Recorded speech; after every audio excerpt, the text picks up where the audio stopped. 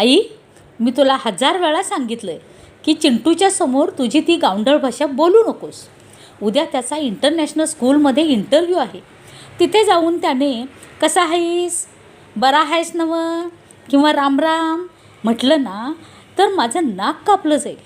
तिथे डोनेशन देऊनही ॲडमिशन मिळत नाही, स्टेटस आणि क्लास बघतात. समीरने आपल्या आई कावेरीवर चिडत म्हटलं.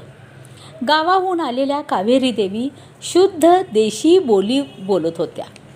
मुलाच्या शब्दांनी त्या शांत झाल्या. त्यांनी पोटलीतून काढलेले लाडू परत आत ठेवले. पोऱ्याला आपल्या हातचे लाडू खाऊ घालावेत, भरभरून आशीर्वाद द्यावा अशी त्यांची इच्छा होती. पण मुलाच्या स्टेटस पुढे त्यांची माया दडपली गेली. समीर आणि त्याची पत्नी रिया मागच्या महिन्याभरापासून आरवकडून चिंटूकडून पोपटासारखं पाठ करून घेत होते. Say hello, say good morning, my name is Aarav. घराचं वातावरण एखाद्या मिलिटरी ट्रेनिंगसारखं झालं होतं. कावेरी देवींना कडक सूचना होती. इंटरव्ह्यू होईपर्यंत आरवपासून दूर राहायचं. इंटरव्ह्यूचा दिवस आला. शहरातील सर्वात प्रतिष्ठित शाळा. सगळीकडे इंग्रजीत संवाद. समीर, रिया तणावात. प्रिन्सिपल मिस्टर डिसूजा यांच्या केबिनमध्ये इंटरव्ह्यू सुरू झाला. आरवने व्यवस्थित उत्तरे दिली. समीरच्या चेहऱ्यावर समाधान दिसत होतं. अचानक प्रिन्सिपलने विचारलं, बेटा, घरी एखादा पाहुणा आला किंवा आजी आजोबांना भेटलास तर तू काय करतो? समीरचं हृदय धडधडलं. हे तर शिकवलंच नव्हतं आपण. आरव शांतपणे खुर्चीवरून उतरला, प्रिन्सिपलकडे गेला आणि वाकून त्यांच्या पायाला हात लावला आणि म्हणाला, नमस्कार गुरुजी, राम राम. क्षणभर संपूर्ण केबिनमध्ये शांतता पसरली. प्रिन्सिपल जोरात हसले आणि आरवला मांडीवर बसवून घेतलं. मिस्टर समीर, ते म्हणाले, आज सकाळपासून 50 मुलं आली.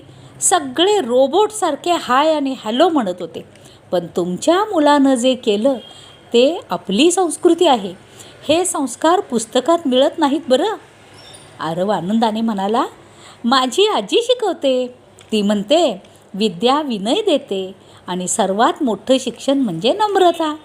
प्रिन्सिपल म्हणाले, भाषा संवादाचं साधन आहे, लाजेचं कारण नाही. तुमच्या आईंना माझा नमस्कार सांगा. तुमचा मुलगा त्याच्या वेगळ्या ओळखीमुळं निवडला गेला आहे. घरी पोचताच समीर आईजवळ गेला. कावेरी देवी तुळशीपाशी शांत बसल्या होत्या. समीर त्यांच्या चरणी नतमस्तक झाला. आई, मला माफ कर. झाड कितीही उंच झालं तरी मुळापासून तुटलं तर सुकतंच ना ते. त्या दिवशी समीरला उमगलं, सूट बूट आणि इंग्रजीने आपण मॉडर्न होऊ शकतो, पण माणूस संस्कारानेच बनतो. त्या संध्याकाळी समीर घरात येताना म्हणाला, रामराम आई, नमस्कार. कावेरी देवींच्या चेहऱ्यावर उमटलेलं स्मित कोणत्याही डिग्रीपेक्षा मौल्यवान होतं. कथेचं सार काय?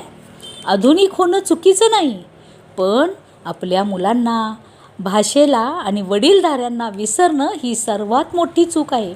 इंग्रजी एक भाषा आहे, कौशल्य आहे, पण मातृभाषा आणि संस्कार ही आपली खरी ओळख आहे.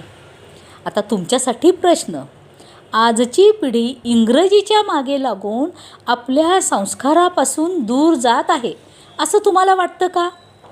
इंग्रजी हवीच, पण घरात मातृभाषा बोलण्यावर भर द्यायला हवा का?